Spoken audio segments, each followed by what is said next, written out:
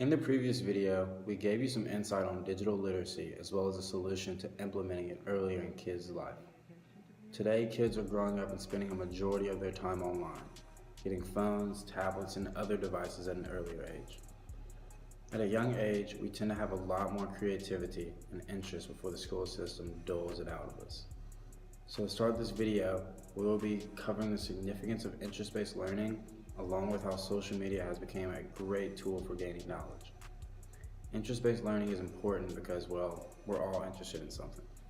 The education partners say that interest-based learning in a classroom uses the student's interest as the basis for curriculum. This method ensures that teaching responds to children's strengths, abilities, and interests. With interest-based learning, students can move at their own pace, and since what they're learning is intriguing to them, this pace is usually rapid, compared to the traditional learning system where curriculum is planned out by committee and has been for many years.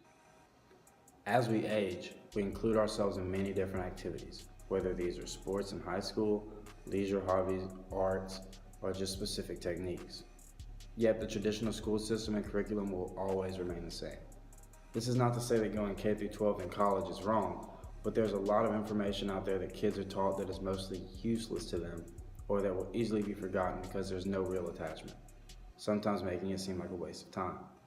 So how do people gain information and knowledge on aspects of life that are meaningful to them but aren't taught in the classroom?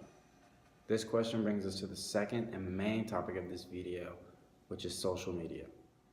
When you hear the term social media, learning and literacy aren't the first things to pop in your head, as it's typically used to see and keep up with friends and family or to view or talk about popular media in general. Social media is for the most part accessible to any demographic of any ethnicity from all over the globe, of course as long as they have Wi-Fi. With this insane reach, content is shared from multiple different backgrounds and beliefs. Over the years, as these platforms have grown, we're beginning to see more and more careers shape and change solely because of social media. There are many different social media platforms, each with their own pros and cons. But for the purpose of this video, we're going to focus mainly on YouTube. YouTube is special because the video content posted on there can come in many different forms. These forms include how-tos, tutorials, tips and tricks, reviews, or just personal advice, which are sometimes called vlogs. Each of these videos provide important information in their own unique way.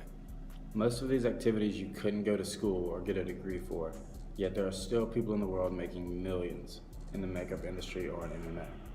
Now, although becoming successful in these lines of work are rare, people are still heavily engaged in the social media around it and devote a lot of their daily life towards it. These responses also help in explaining the biggest drawbacks within interest-based learning, and that is the fact that learning by viewing can only go so far. Sure, you can learn new skills and pick up new ideas, but you can't watch fishing videos all day and expect that to translate when you're out on the boat. Another problem with social media is that it's heavily business weighted, and by that I mean that most media is created for the sole purpose of making money. This most of the time leads to creators involving in clickbait, where the title or thumbnail may seem like what you're looking for and catch your eye, but 30 seconds in you'll realize you'd waste your time finishing the video. My solution for using social media as a tool for digital literacy is fairly simple: guess and check. When it comes to YouTube, consumers have no way of checking if something is credible unless they click on it. Sometimes the first video that pops up isn't the best just because it has the most views. I suggest scrolling and finding smaller channels because why would someone with a small viewing deceive such little viewers? As for interest-based learning, honestly in general, social media is a wonderful tool for it and it's very efficient. Another significant part about social media is the quick and easy access to news and the news found on a daily basis. The next video on this channel will piggyback off this, expanding into other social media platforms and the concept of fake news within them.